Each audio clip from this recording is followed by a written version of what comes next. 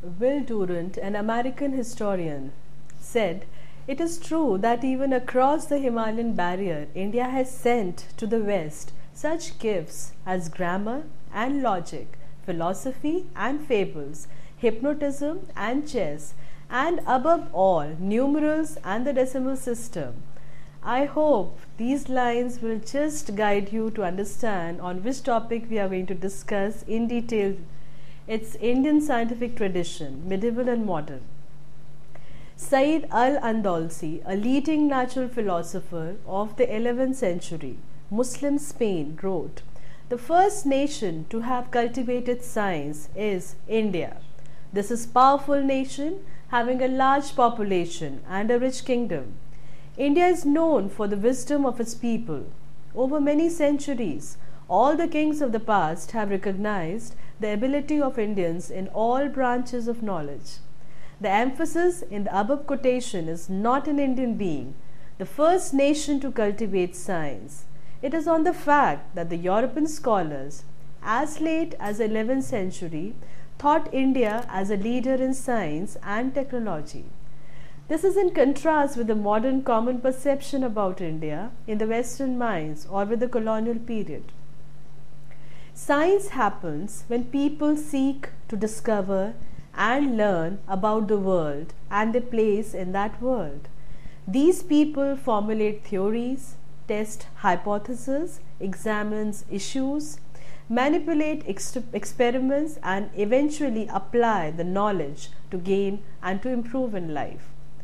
Regardless of the time of systems explored, physical, chemical, or biological, the work and the thoughts are accomplished at the hands and in the minds of the people, both individually and in terms in the group. In order to gain a sound appreciation and respect for the achievements of the Indian science, one needs an introduction to the people who made it happen across the pages of history. People are the priority of the science, both to carry it out, to benefit from its occurrence. If we just go back into the history of mathematics in India, the Vedang Jyotish in 1000 BC includes a statement, "Just as a feather of a peacock and the jewel stone of a snake are placed at the highest point of the body, at the forehead, similarly the position of Ganit is the highest among all branches of Vedas and the Shastras." The Sanskrit word used for mathematics in this verse is Ganit, which literally means reckoning. What is unique about the classical Indian views of mathematics is that number was treated as a primary concept, not as a geometry as with the Greeks. A distinguished Swiss mathematician physicist wrote in 1929 that Occidental mathematics has in past centuries broken away from the Greek view and followed a course which seems to have originated in India, where the concept of number appears as logically prior to the concept of geometry. After quick adoption in 9th century Baghdad, it came slowly to be transmitted to Christian Europe around the 13th century through Jewish scholars working in Islamic Spain. This is illustrated in the works of distinguished scholars, the Persian mathematicians Al-Khwarizmi, who worked in the House of Wisdom at Baghdad. Apart from numbers, the idea of equations, in particular of algebraic equations, might also have come from India, with some very important contribution from West Asia. The use of symbols for unknown quantities and for arithmetical operations, addition, subtraction, multiplications, and divisions, and a statement of equality between appropriate expressions involving those symbols for both operations and unknown. When we talk about the spread of Indian mathematics outside India, the study of mathematics appears to slow down after the onslaught of the Islamic invasion and the conversion of the colleges and universities to madrasas. But this was also the time when Indian mathematical texts were increasingly being translated into Arabic and Persian. Although Arab scholars relied on a variety of sources, including Babylonian, Syrian, Greek, and some Chinese texts, Indian mathematical texts played a particularly important role. Scholars like Ibn Tariq and Al-Fazari, 8th century in Baghdad, Al-Khindi, 9th century Basra, Al-Khwazmi, 9th century Khiva, Al-Qayrawani, 9th century Maghrib, author of Kitab fi al-Hisab al-Hindi, Al-Uqdishi, 10th century Damascus, author of the book of chapters in Indian arithmetic, Ibn Sina, Avicenna, Ibn al-Samha, Granada, 11th century Spain, Al-Nasavi, Khurasan, 11th century Persia, Al-Baruni, 11th century, born Khiva, died in Afghanistan, Al-Razi, Tehran, and Ibn al-Safar, 11th century, Cordoba, were amongst the many who based their own scientific text on translation of Indian treatises. Records of the Indian origin of many proofs, concepts, and formulations were obscured in the later centuries, but the enormous contribution of Indian mathematics was generously acknowledged by several important Arabic and Persian scholars, especially in Spain. Abbasid scholar Al-Gahith wrote, "India is a source of knowledge, thought, and insight." Al-Maundi, 956 AD, who travelled in Western India, also wrote about the greatness of Indian science. Said Al-Andalusi, an 11th century Spanish scholar and court historian, was amongst the most enthusiastic in his praise of Indian civilization, and specially remarked on Indian achievements in the sciences and in mathematics. Of course, eventually Indian algebra and trigonometry reached Europe through a cycle of translation, traveling from the Arab world to Spain and Sicily, and eventually penetrating all of Europe.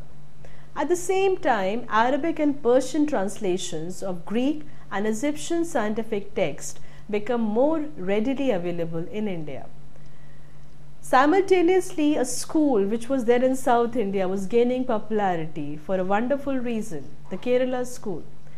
Although it appears that original work in mathematics ceased in much of northern India after the Islamic conquest, Banaras as a center survived for mathematical study, and an important school of mathematics blossomed in Kerala. Madhava, 14th century, places Kochi, made important mathematical discoveries that would not be identified by European mathematicians till at least 2 centuries later. His series expansions of the cos and sine functions anticipated Newton's by almost 3 centuries. Historians of mathematics Rajagopala, Rangachari, and Joseph considered his contribution instrumental in taking mathematics to the next stage, that of modern classical analysis. Neelkantha, 15th century, Tirur in Kerala, extended and elaborated upon the results of Madhava, while Jeshtadeva, 16th century Kerala, provided detailed proof of the theorems and derivations of the rules contained in the works of Madhava and Neelkantha. It is also notable that Jeshtadeva's Yukti Bhasha, which contains commentaries on Neelkantha's Tantra Samgraha, included elaborations on planetary theories later adopted by Tycho Brahe, the mathematics that anticipated work by later Europeans. Chitrabhanu, 16th century in Kerala, gave integer solutions to 21 types of system of 2 algebraic equations using both algebraic and geometric methods in developing his results. Important discoveries by the Kerala mathematicians included the Newton's Gauss interpolations formula, the formula for the sum of an infinite series, and a series notation for pi. The Indian numeral system and its place value, decimal system of enumerations came to the attentions of the Arab in the 7th or 8th century and served as a basis for the well-known advancement in Arab mathematics. Represented by figures such as Al-Khwarizmi, it reached Europe in the 12th century when Adilard of Bath translated Al-Khwarizmi's works into Latin. But the Europeans were at first resistant to the system, being attached to the far less logical Roman numeral system. But the eventual adoption of the system led to the scientific revolution that began to sweep Europe beginning in the 13th century. Let's do about the contribution of Madhava in detail. Madhava, the Kerala region of South India, was a home to this prominent school of mathematics, and the best known member of this school, Madhava, time period is 1444 to 1545, who lived in Sangamagrama in Kerala, primarily an astronomer. He made history in mathematics with his writings on trigonometry. He calculated the sine, cos and arctangent of the circle, developing the world's first consistent system of trigonometry. He also correctly calculated the value of p to 11 decimal places. This is by no means a complete list of influential Indian mathematicians or Indian contributions to mathematics, but rather a survey of the highlights of what is, judged by any fair, unbiased standard, an illustrious tradition, important both for its own internal elegance as well as its influence on the history of European mathematical tradition. The classical Indian mathematical renaissance was an important precursor to the European Renaissance, and to ignore this fact is to fail to grasp this history of latter. A history which was truly multicultural, deriving its inspiration from a variety of cultural roots. Professor C.K. Raju, a renowned scholar, has researched the clash of epistemologies that occurred in European ideas about number. When Europeans started to import Indian ideas about mathematics, what had been natural to Indian thinkers for a long time was very hard for Europeans to accept. He divided this reaction into three periods. The first math war is Europe was from 10th to 16th century, during which time it took Europe 500 years to accept the zero, because the church considered it to be heresy. The second math war was over the Indian concept of indivisibles, which led to the theory of real numbers and infinitesimals, paving the way for the development of calculus. This war lasted 3 centuries, from 17th to 19th century. The third math war is now underway and is between computational maths, Indian algorithmic approach, and formal maths, Western approach. The next branch in the scientific tradition is astronomy. The source for astronomical knowledge are Jyotish Vedanga, which was written in 500 BC, and Pancha Siddhantas, of which Surya Siddhanta, Varaha Mihir 578 AD, has had a major influence on Indian astronomical tradition. Similarly, the postulation of atomism in the Nyaya Vaisheshikas, the extensive treatise on coinage and minting in Kautilya's Arthashastra, and the holistic science of life, Ayurveda, with its outstanding text, the Charak Susruta and Ashtanga Samhita, are examples of advanced scientific knowledge that was available during the medieval period, which is roughly around 647 to 1526 AD. The Jantar Mantar Astronomical Observatory in Jaipur, Rajasthan, which was built in early 18th century by the astronomer King Savai Jai Singh II. Let's just cover few scientific development which took place in the late medieval age, continued to the modern time. In brief, Akbarnama, written by Abul Fazl in 1602, depicts the defeat of Baj Bahadur of Malwa. by the Mughal troops in 1561. The Mughals extensively improved metal weapons and armors used by the armies of India. That was an achievement. Second is indigo, which was used as a dye in India, which was also a major center for its production and processing. The indigo ferra tinctoria variety of indigo was domesticated in India. Indigo used as a dye made its way to the Greeks and the Romans via various trade routes and was valued as a luxury product. Third in the line is the Kashmiri wool. Fiber, also known as the pashmina, was used in the handmade shawls of Kashmir. The woolen shawls from Kashmir region find written mention between 3rd century BC and 11th century CE. The founder of the Kashmir wool industry is traditionally held to be 15th century ruler of Kashmir, Jainul Abidin, who introduced weavers from Central Asia. Next development is crystallized sugar, which was discovered by the time of Gupta dynasty, and the earliest reference to candied sugar comes from India. Jute was also cultivated in India. Muslin was named after the city where Europeans first encountered it, Mosul, in what is now Iraq, but the fabric actually originated from Dhaka, which is now in Bangladesh. In the 9th century, an Arab merchant named Suleiman makes note of material's origin in Bengal, known as Ruhmul in Arabic.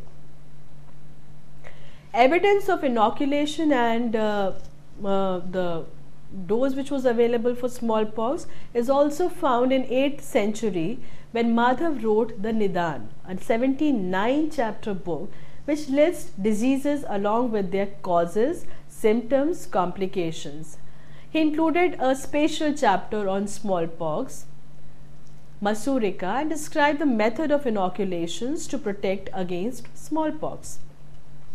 European scholar Francisco I reproduced a number of Indian maps in his magnum opus La Cartografia Antica dell'India. Out of all these maps, 2 have been reproduced using a manuscript of Lok Prakasha, originally compiled by the polymath Shemendra in Kashmir 11th century CE as a source. The other manuscript used as a source by Francisco I is titled Samgrahani. The infinite series or infinite series of pi was stated by Madhav of Sangamagrama 1340 to 1425, and his Kerala School of Astronomy and Mathematics made use of the series expansion of arctanks to obtain an infinite series expression, now known as Madhava-Grigori series for pi. The development of the series expansion for trigonometric functions, sine, cosine and arctangent, was carried out by mathematicians of the Kerala school in the 15th century CE. Their work, completed 2 centuries before the invention of calculus in Europe, provided what is now considered the first example of a power series apart from geometric series. Next in line is Sher Shah of northern India, who issued silver currency bearing Islamic motifs, later imitated by the Mughal Empire. The Chinese merchant Ma Huan 1413 to 51 noted that gold coins, which were known as fanam, were issued in Cochin and weighed a total of 1 fen and 1 li according to the Chinese standard. They were of fine quality and could be exchanged in China for 15 silver coins of 4 li weight each.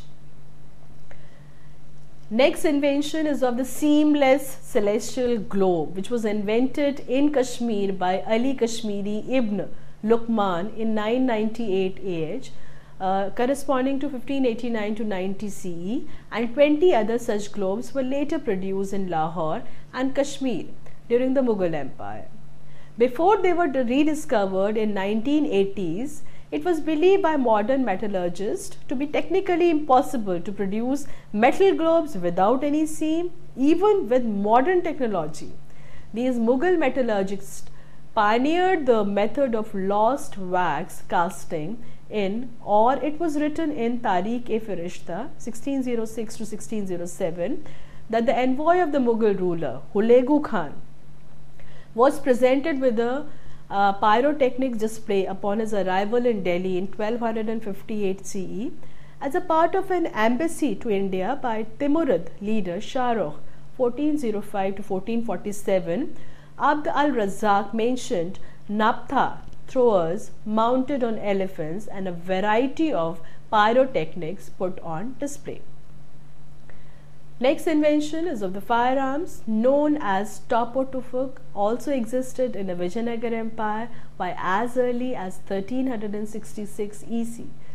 From then on, the employment of the gunpowder warfare in the region was prevalent, with events such as the siege of Belgaum in 1473 CE by the Sultan Muhammad Shah Bahmani. Next invention, Fatullah Shirazi, c. 1582, a Persian Indian polymath and mechanical engineer who worked for Akbar in the Mughal Empire, invented the autocannon, the earliest multi-shot gun. In A History of Greek Fire and Gunpowder, James Riddick Partington described Indian rockets, mines and other means of gunpowder warfare. The Indian war rockets were formidable weapons. Before, such rockets were used in Europe only. They had bamboo rods, a rocket body lashed to the rod and iron points. They were directed at the target and fired by lighting the fuse. But the trajectory was rather erratic. The use of mines and countermines with explosive charges of gunpowder is mentioned for the times of Akbar and Jahangir too. By the 16th century, Indians were manufacturing a diverse variety of firearms. Large guns in particular became visible in Tanjore, Dhaka, Bijapur, Murshidabad. Guns made of bronze were recovered from Calicut in 1504. Diu in 1533. Gujarat supplied Europe saltpeter for use in gunpowder warfare during 17th century. Bengal and Malwa participated in saltpeter production. The Dutch, French, Portuguese and English used Chhapra as a center of saltpeter refining. Next invention in this category can be of the construction of waterworks, an aspect of water technology in India, which is described in Arabic and Persian works too. During medieval times, the diffusion of Indian and Persian irrigation technology gave rise to an advanced irrigation system, which brought about economic growth and also helped in the growth of material culture. The scholar Sadiq Isfahani of Jaunpur compiled an atlas of the parts of the world which he held to be suitable for human life. Its 32-sheet atlas with maps oriented towards the south, as was the case with Islamic works of the era, is part of a larger scholarly work compiled by Isfahani during 1647 CE. The largest known Indian map depicting the former Rajput capital at Amber is remarkable house by house detail, measures 661 into 645 centimeter approximately. Early volumes of the Encyclopedia Britannica describe cartographic charts made by seafaring Dravidian people and the gunpowder technology in 18th century Mysore. It's quite commendable. When we just talk about India's contribution to science and technology, we just have to divide that into subcategory. Let's start with the textile first. Indian textile have been legendary since ancient time. The Greeks and Romans extensively imported textile from India. Roman archives record official complaints about massive cash drainage due to these imports from India. One of the earliest industry relocated from India to Britain was textile, and it became the first major success of the Industrial Revolution, with Britain replacing India as the world's leading textile exporter. What is suppressed in the discourse about India and Europe is the fact that the technology, designs, and even the raw cotton were initially imported from India, while in parallel, India's indigenous textile mills were outlawed by the British.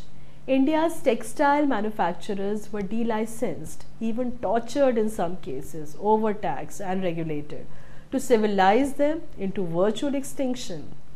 Textile and steel were the mainstay of the British Industrial Revolution. Both had their origin in India. The Ahmedabad Textile Museum is a great resource for scholarly material. Next in line is iron steel. Iron is found in countries neighboring India, leading European scholars to assume that it came from outside India.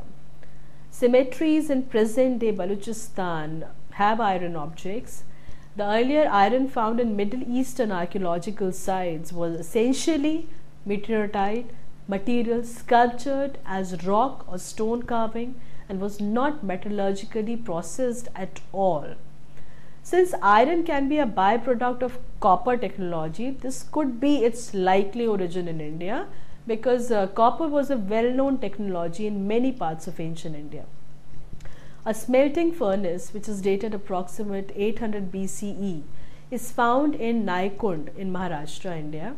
Recent discovery revealed that iron was known to the Ganga Valley in mid-2nd millennium BCE. In the mid-1st millennium BCE, the Indian wood steel was very popular in Persian courts for making swords.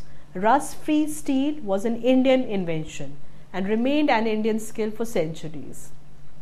Delhi's famous iron pillar, dated 402 CE, is considered a metallurgical marvel and shows minimum signs of rust. The famous Damascus steel swords, now displayed in museums across Europe, were made from Indian steel imported by Europeans. The acclaimed Sheffield steel in UK was Indian crucible steel.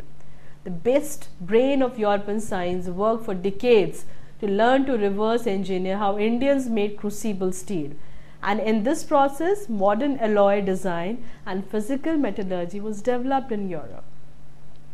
Indian industry was dealt a dead blow by the colonial masters who banned the production and manufacture of iron and steel at several places in India, fearing their use in making swords and other arms. In addition, they also ensured India would depend upon iron and steel imported from Europe. Next metal in this category is the zinc metallurgy. Another important Indian contribution to metallurgy was in the isolation, distillations and use of zinc. From natural sources, zinc content in alloys such as brass can go no higher than 28%. These primitive alloys with less than 28% zinc were prevalent in many parts of the world before India. However, to increase the zinc content beyond this threshold, one must first separate the zinc into 100% pure form and then mix the pure zinc back into an alloy. A major breakthrough in the history of metallurgy was India's discovery of zinc distillation, whereby the metal was vaporized and then condensed back into pure metal. There is evidence of zinc ore mining at Zawar in Rajasthan from the 5th century BCE. But unfortunately, there is a lack of evidence of regular production of metallic zinc until the 8th century CE.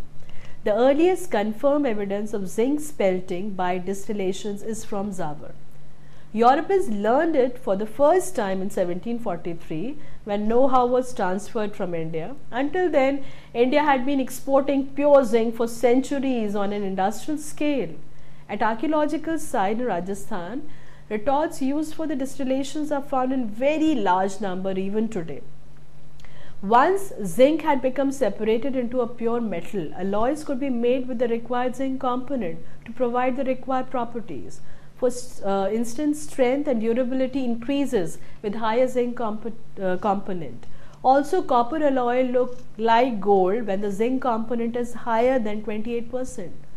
Most early brass objects found in other countries had less than 10% zinc component, and therefore these are not based on zinc distillation technology. Three important items are now proven about the history of zinc metallurgy. 1. Zinc distillation and metallurgical uses was pioneered in India. 2nd, industrial scale production was pioneered in Rajasthan. 3rd, England transferred the technology of zinc from India in 1736. British metallurgy documents do not mention zinc at all prior to this transfer.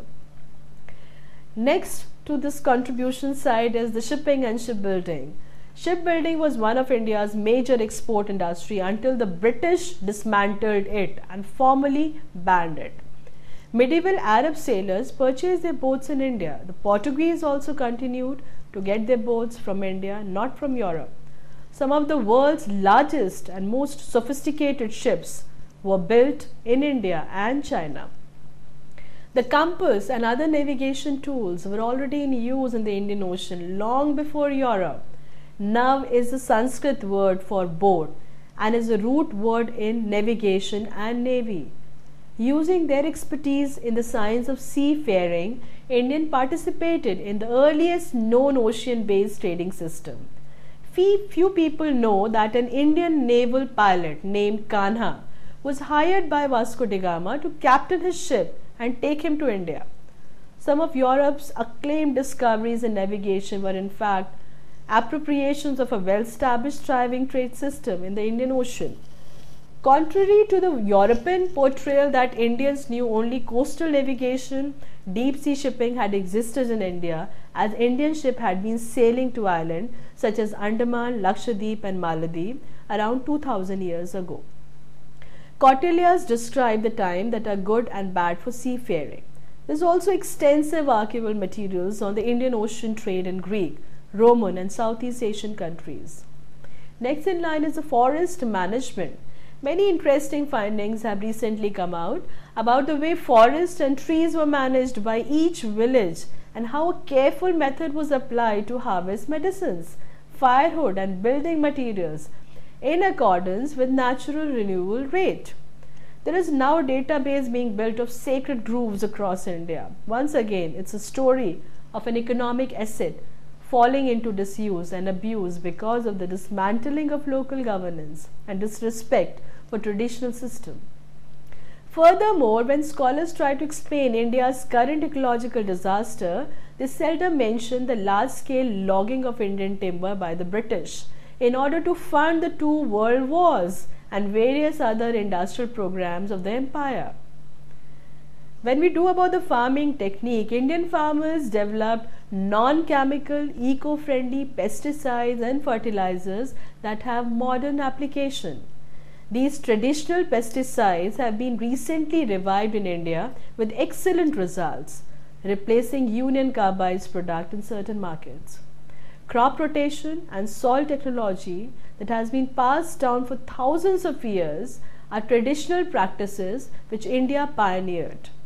Historically, India's agricultural production was large and sustained a huge population compared to other parts of the world. Surpluses were stored for use in a drought year, but the British turned this industry into a cash cow, exporting very large amounts of grains even during food shortages. This caused tens of millions of Indians to die of starvation in 19th century. Folk sciences. The distinction between elite and folk sciences was non-existent in ancient time. India's advanced metallurgy and civil engineering was researched and practiced by artisans' guilds. For instance, modern scientists have humbly admitted that the ecological management practiced today by the tribes of India's northeast is far superior to anything they could teach them. A good example is the use of alder, Alnus nepalensis, which has been cultivated in the Jhum shifting cultivation fields by the Konoma farmers in Nagaland for centuries. It has multiple uses for the farmers since it is a nitrogen fixing tree and helps to retain the soil fertility. Its leaves are used as fodder and fertilizer and it is also utilized as timber. One could cite numerous such examples. Myths and legends sometimes represent the attempt of our ancestors to explain the scientific observation they made about the world around them and transmitted these to the future. They chose different models to interpret the observation, but the observations were empirical. If we talk about metallurgy, among the technologies, metallurgy in many ways holds pride of place. Excavations in the Indus Valley yielded the celebrated figure of a dancing girl cast in bronze some 4,000 years ago. India was a pioneer in the extraction of zinc, the process used in the Jawar mines of the Rajasthan in northwestern India since the 4th century BCE, was later patented in 19th century Britain. The iron and steel industry throughout India dates from around 1300 BCE. Legend has it that one of the gifts that Alexander took from India during his raid was a ball of steel weighing nearly 15 kilograms.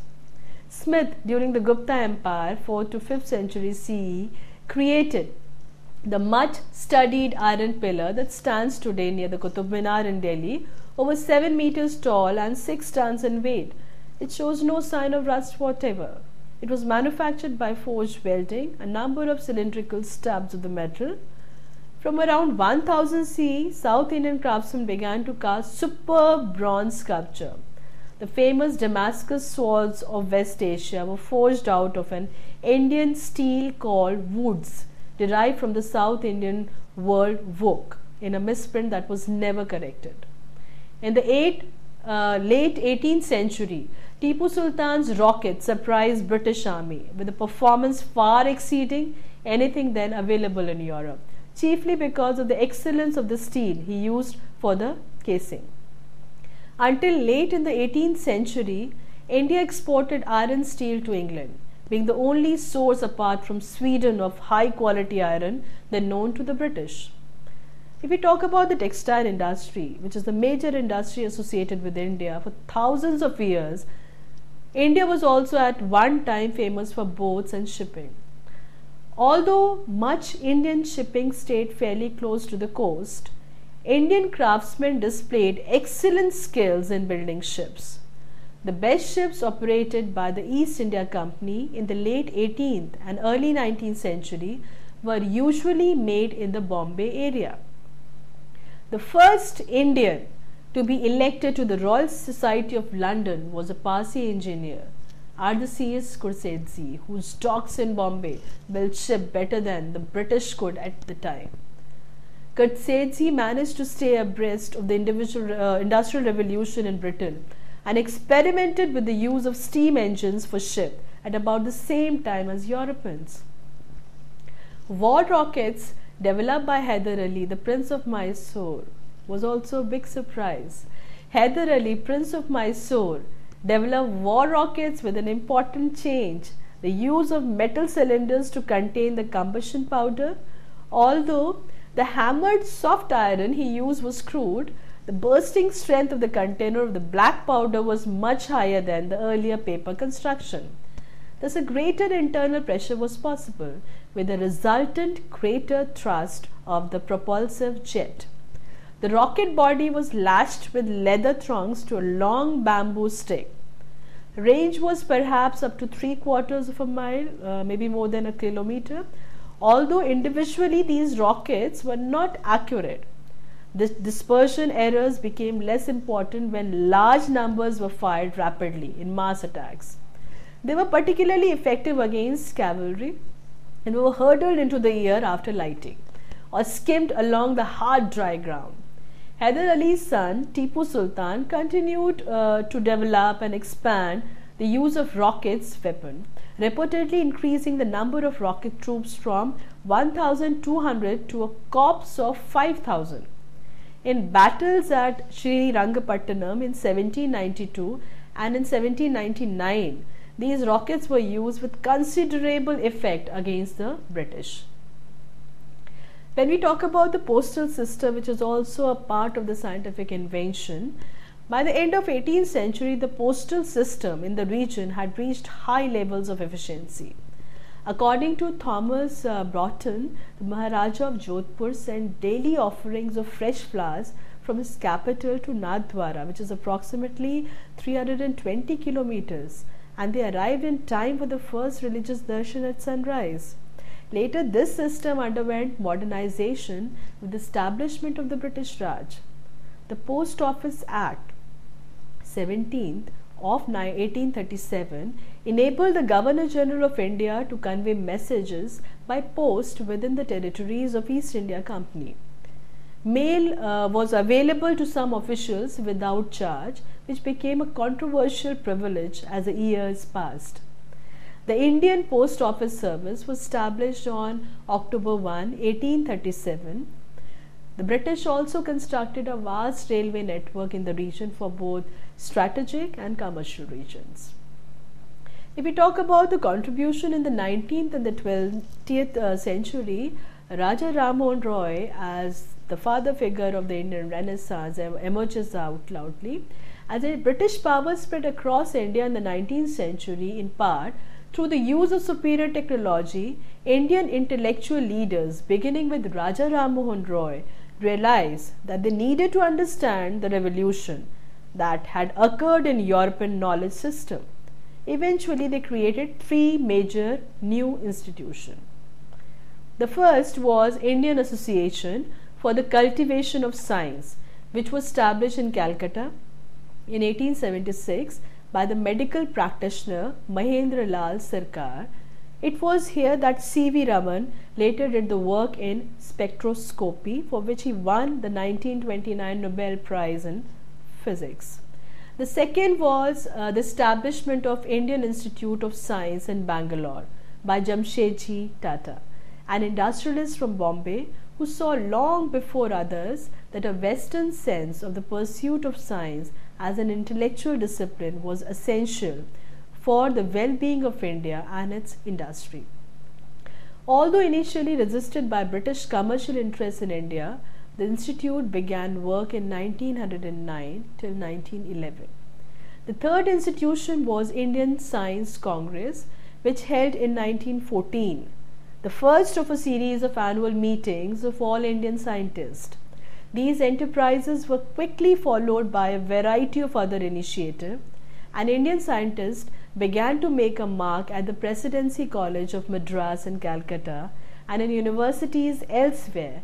World attention was caught by the distinguished work of such scientists as J.C. Bose, who experimented with wireless transmission before Marconi, Meghnad Saha, whose law of ionizations can be considered the first theoretical effort in astrophysics, Nobel Prize winner C.V. Raman, and Satyendra Nath Bose, whose unusual statistics and work with Einstein led to a particle description of radiation.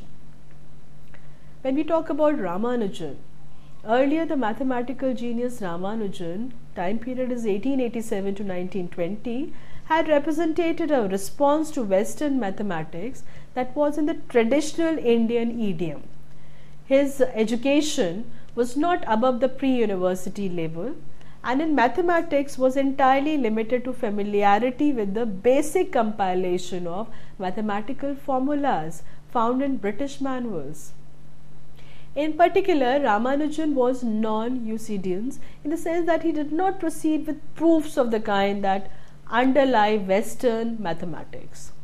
However, whether or not he was able to prove them, his results were almost always correct and astonishingly original, which made an enormous impression on Cambridge mathematician G.H. Hardy and his colleague. Ramanujan saw formulas in their entirety and often claimed that they were revealed to him by his family goddess in dream. Littleton, one of his Cambridge collaborators, remarked, if a significant piece of reasoning occurred somewhere and the mixture of evidence and intuition gave him certainty, he, means Ramanujan, looked no further. Ramanujan's brief career seemed to demonstrate to Indians that their innate scientific ability could make a mark even in the otherwise unfamiliar territory of Western mathematics. By the 1930s, there were several Indians with international reputation in science, but it was becoming increasingly clear that the opportunities available to them within the country were far too few. Bitter controversies erupted among scientific leaders who had to share very scarce resources. Probably the first great Indian scientist to flee the country in search of opportunity was a renowned astrophysicist Chandrasekhar, Nobel Prize winner in 1983. He eventually settled down in Chicago after being at Cambridge in England.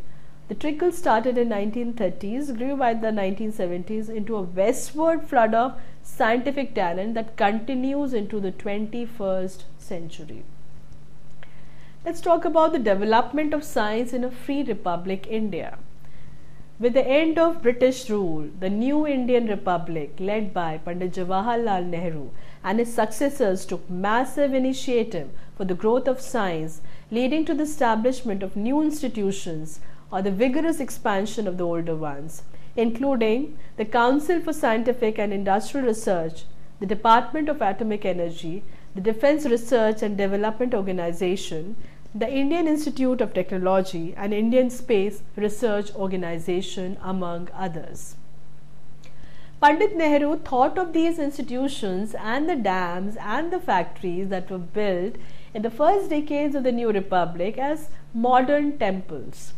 He was convinced that it was impossible to solve India's problem without the use of modern science and technology, and constantly spoke of promoting a scientific temper among the people.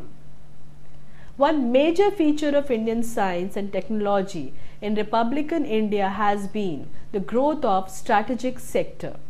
The country began making relatively large investment in defense, atomic energy, space, and other related areas. Agriculture was another sector that received massive support, and the major initiative taken in agriculture in 1960s turned the tide in a matter of 5 to 10 years.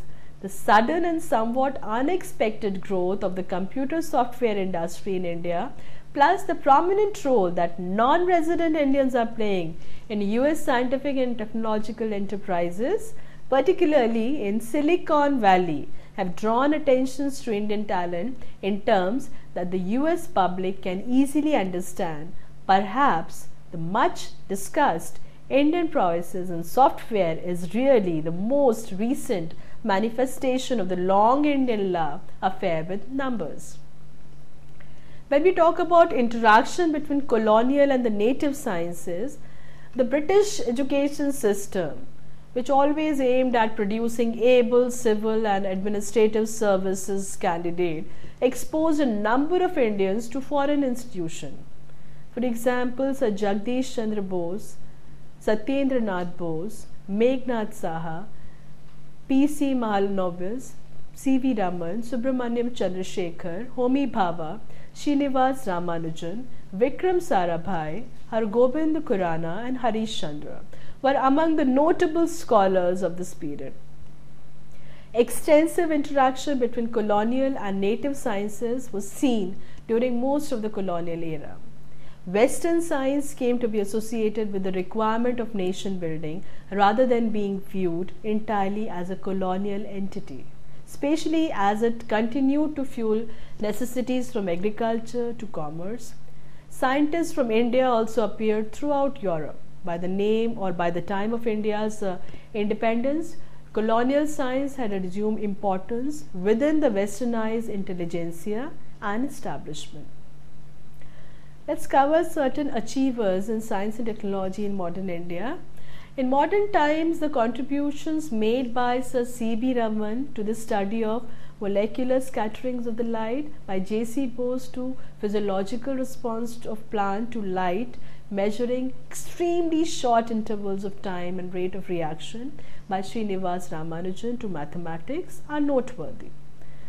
Many a scientists followed and caught up with modern development, and now India is one of the great countries of scientific advancement in the world. Jayant Vishnu Nalikar, the astrophysicist who presented his new theory of gravitation and acclaimed as Indian Einstein, Dr. Swaminathan for his contribution to agricultural science and green revolution, D.Y. Subba Rao for his discoveries of drugs, dihydrogen and aureomycin. How can we forget Dr. Vikram Sarabhai, a physicist considered to be the father of India's space program, who was instrumental in the creation of both the Indian Space Research Organization and Physical Research Laboratory at Ahmedabad. Pandit Jawaharlal Nehru, the first Prime Minister of India, initiated reforms to promote higher education, science, technology in India. The Indian Institute of Technology, conceived by a 22-member committees of scholars and entrepreneurs in order to promote technical education, was inaugurated on 18th August 1951 at Kharagpur in West Bengal by then Minister of Education Maulana Abul Kalam Azad. Beginning in the 1960s, close ties with the Soviet Union enabled the Indian Space Research Organization to rapidly develop the Indian space program and advance nuclear power in India, even after the first nuclear test explosion by India on May 18, 1974 at Pokhran. Jawaharlal Nehru aimed to convert India's economy into that of a modern state and to fit her into a nuclear age and do it quickly. Nehru understood that India had not been at the forefront of the Industrial Revolution and hence made an effort to promote higher education and science and technology in India. Nehru's Planning Commission in 1950 fixed investment levels, prescribed priorities, divided funds between agriculture and industry, divided resources between state and the federal governments, and the results of all these efforts between 1947 till 1962 saw the area under irrigation increases by 45 million acres, food production rise by 34 million metric tons, installed power generating capacity increased by 79 million kilowatts, and an overall increase of 94% industrial production. The enormous population rise, however, would balance the gains made by Nehru, but the economically beleaguered country was nevertheless able to build a large scientific workforce, second in numbers only to that of United States and Soviet Union. When we talk about enhancement of vocational technical skills, August 18, 1951, the Minister of Education, Maulana Abul Kalam Azad, inaugurated the Indian Institute of Technology at Kharagpur in West Bengal, possibly modelled after the Massachusetts Institute of Technology. These institutions were conceived by a 22-member committee of scholars and entrepreneurs under the chairmanship of N.P. Sarkar. The Sino-Indian War 1962 came as a rude awakening to Nehru's military preparedness. Military cooperation with the Soviet Union, partially aimed at developing advanced military technology, was pursued during the coming years. Defense Research and Development Organization was formed in 1958. Radio broadcasting was initiated in 1927 but became state responsibility only in 1930. In 1937, it was given the name All India Radio, and since 1957, it has been called Akashvani Limited. Duration of television programming became in 1959 and complete broadcasting followed in 1965. The Indian government required the EVS-EM computers from the Soviet Union, which was used in large companies and research laboratories. Tata Consultancy Services, established in 1968 by the Tata Group, were the country's largest software producers during the 1960s. When we talk about nuclear power, the specific period is 1967 to 1987. The roots of nuclear power in India lie in the early acquisition of nuclear reactor technology from a number of Western countries, particularly the American support for the Tarapur Atomic Power Station and Canada's CANDU's reactors. Stanley's Walper 2008 described the measures taken by the Indian government to increase agricultural output. It was not until the late 1960s that chemical fertilizers and high yield food seed brought the green revolution to India. The results were mixed, as many poor or small farmers were unable to afford the seeds or the risk involved in the new technology. Moreover, as rice and especially wheat production increased, there was a corresponding decrease in other grain production. Farmers also benefited most were from the major wheat growing areas of Haryana, Punjab, Western UP. The Indian space program received only financial support from the Soviet Union, which helped the Indian Space Research Organization achieve aims such as establishing the Thumba Equatorial Rocket Launching Station, launching remote sensing satellite, developing India's first satellite, Aryabhatta, and sending astronauts into the space.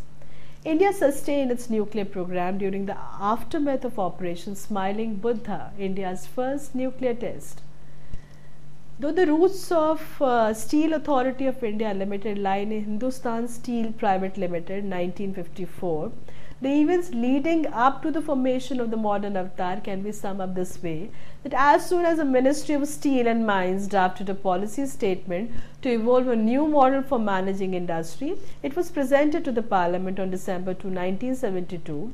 On this basis, the concept of creating a holding company to manage inputs and outputs under one umbrella was mooted, and this led to the formation of Steel Authority of India.